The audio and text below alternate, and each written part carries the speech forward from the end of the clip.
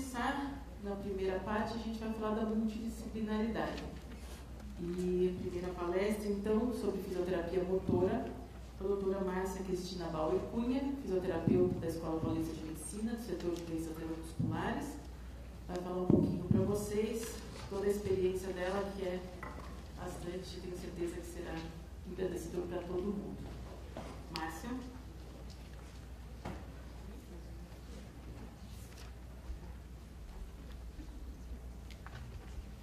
Boa tarde, gostaria de agradecer pela oportunidade de mais um ano estar aqui com vocês, né, e poder falar um pouquinho da nossa experiência com fisioterapia motora com os pacientes de ar.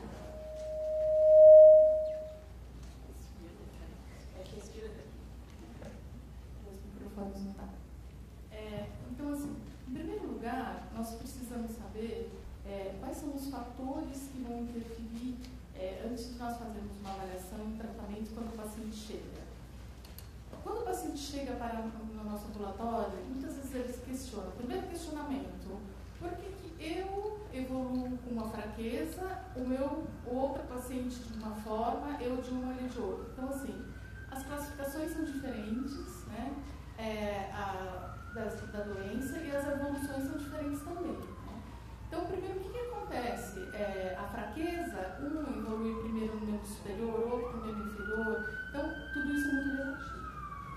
E a inatividade, né? Por que fazer fisioterapia motora? Devo fazer exercício? Não devo fazer exercício? Né? Então, eu acho que não é academia. Né? Então, muitos pacientes acontece que vão para a fisioterapia e o fisioterapeuta, por falta de conhecimento da doença, começa a tratar o paciente como se fosse uma fisioterapia ortopédica, né? Realizando cargas, exercícios com muitas repetições, e isso acaba prejudicando o paciente. Né? A inatividade vai diminuir a força do paciente, mas o exercício em excesso também vai piorar, porque vai levar a fadiga.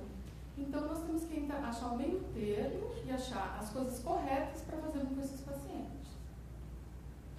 Não podemos deixar entrar as retrações musculares, temos que nos atentar às orientações domiciliares, orientações familiares, e também tomar cuidado com a incapacidade funcional. Bom, uma avaliação de fisioterapia, ela tem que ter vários itens. Então, nós vamos avaliar toda a queixa do paciente, a história, fazer os exames, né? Ver o tempo de evolução, ver todas as queixas de fraqueza, se há dor, se existe, qual é a queixa principal do paciente. Eu gosto sempre de saber o que está atrapalhando o paciente. Ele é que tem que falar para a gente o que está acontecendo. Ver as amplitudes, o equilíbrio, as trocas posturais, o que não está conseguindo fazer, para depois de determinado tudo isso, podemos traçar o tratamento. Existem alguns instrumentos de avaliação que nós podemos utilizar.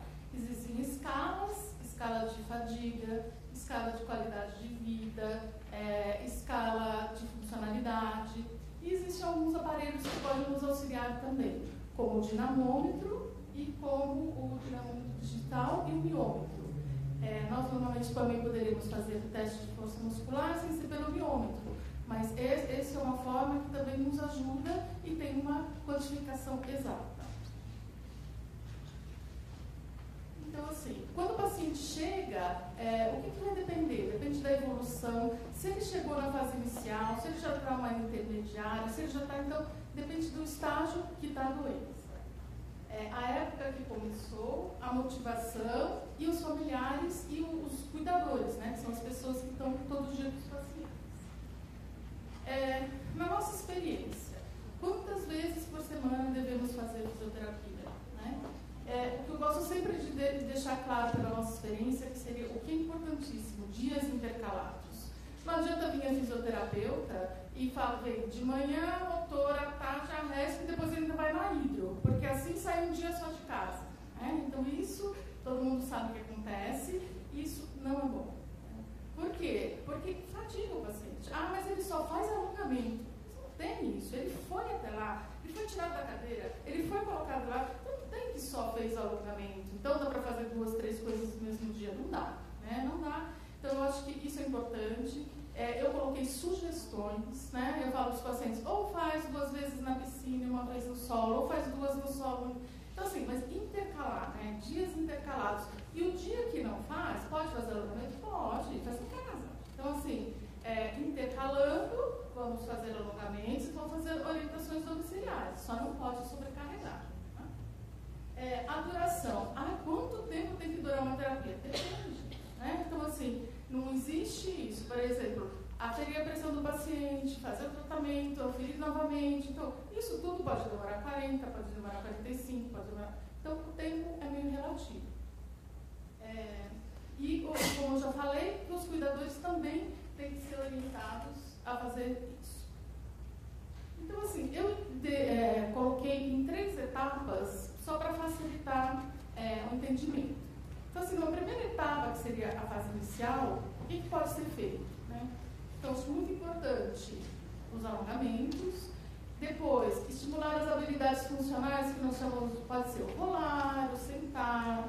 Isso depende de cada paciente, da força, por isso que primeiro nós vamos avaliar a força, né? O que ele consegue fazer ou não. Coisas que nós utilizamos muito são aquelas bolas, né? Que podem ser utilizadas para facilitar. O que é importante saber?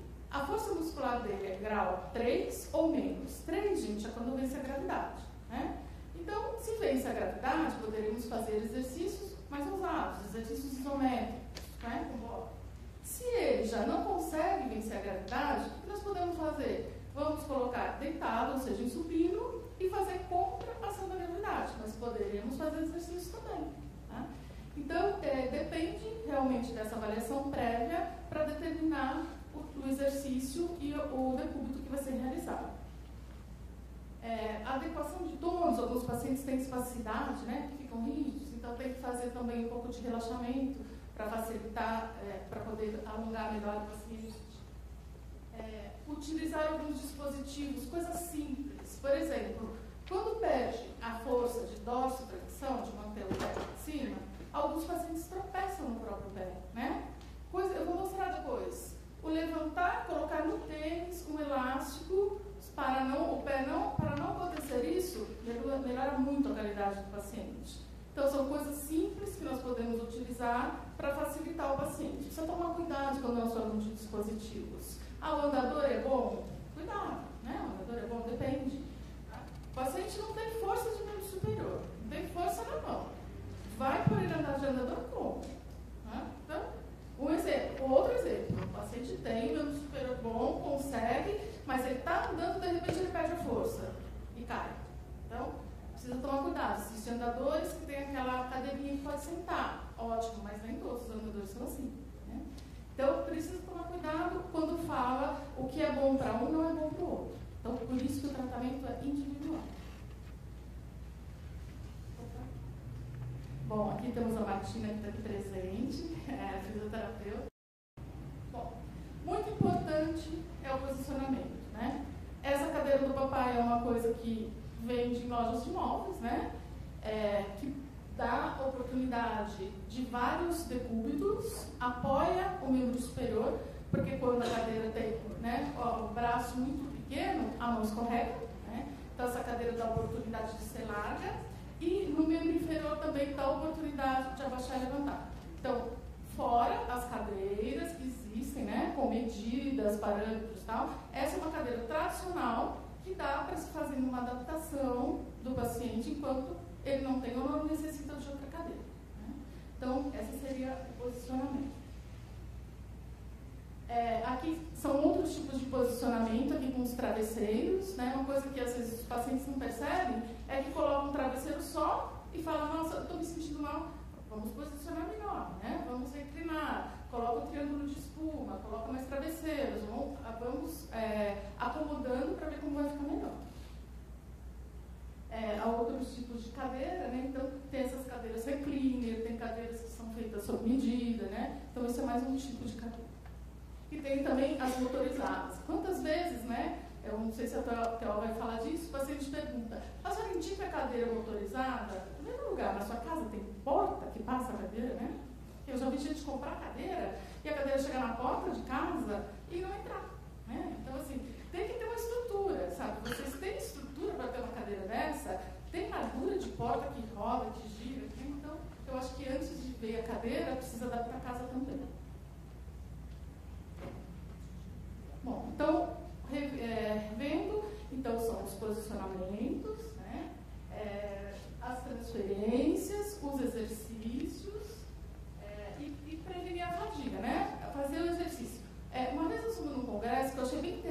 uma palestra de um fisioterapeuta internacional, gente, que ele falou o seguinte: se você tem oportunidade, isso não é Brasil, hein? Oportunidade de dividir a terapia num dia, seria melhor, tá? Então, a minha terapia de 45 minutos seria o ideal, isso num centro de reabilitação, onde o paciente fica o dia todo, né? De manhã, nós trabalhamos o membro superior e à tarde nós trabalhamos o membro inferior. Né? Bacana, porque daí realmente não vai fadigar. Né? Como nós não temos essa oportunidade, uma coisa que eu gosto de falar é o seguinte: trabalha movimento de membro superior, passa para o membro inferior, trabalha o membro inferior, volta para o membro superior, e o número de repetições. Não interessa, não existe 10 repetições, existe o número de repetições que nós vamos chegar para aquela pessoa. Tá? Então não existe tratamento padrão, não existe manual, não existe nada. Existe um ser, uma pessoa diferente, completamente diferente da outra.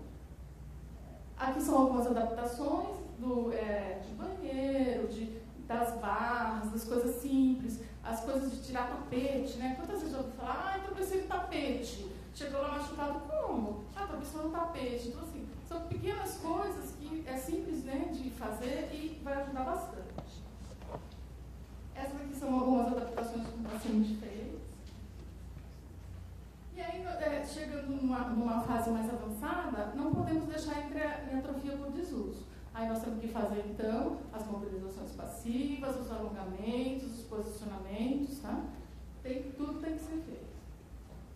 Membro superior, membro inferior. Também aquela mesma paciente que está de bipado, em decúbito lateral, posicionando com o travesseiro. Não pode esquecer nem do membro superior, nem do joelho, né? Sempre colocar o travesseiro entre os joelhos.